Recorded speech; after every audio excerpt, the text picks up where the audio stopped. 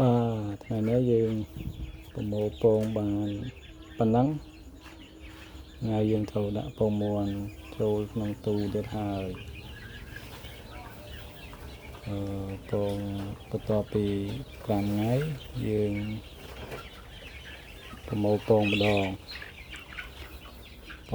ងវាបាន40ពង50ពងឬ60ពងតាមមេវាពងអញ្ចឹងណាហើយយើងទិញអ្នកចិត្តខាងគាត់លក់ខ្លះ10គ្រាប់10គ្រាប់7 8គ្រាប់គាត់មានពងតាមផ្ទះប៉ុណ្ណឹងទៅហើយគាត់លក់ឲ្យយើងទៅបានឥឡូវបានច្រើនតិចបានថ្ងៃសារនេះបាន60ជាង70ពងដែរហើយ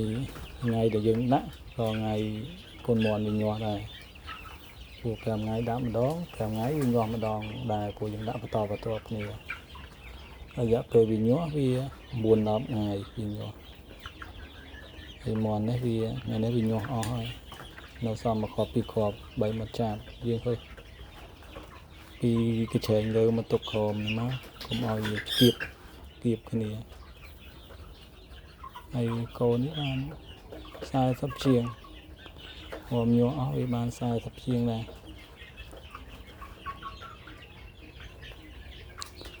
វាទូយើងវាទូចហើយកូនយើងដាក់ម្ដងបានពងយើងដាក់ម្ដងបានតែ80ទេច្រើនផុតហើយអត្រាញាស់វាខ្ទង់វា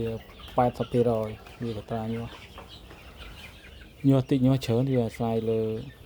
លើមេដែលគាត់ចិញ្ចឹមហ្នឹងមានឈ្មោលជន់អត់ហើយអាស្រ័យលើយើងទិញទូមកហ្នឹងវាគេផលិតបានល្អត្រឹមត្រូវអត់ចឹងណា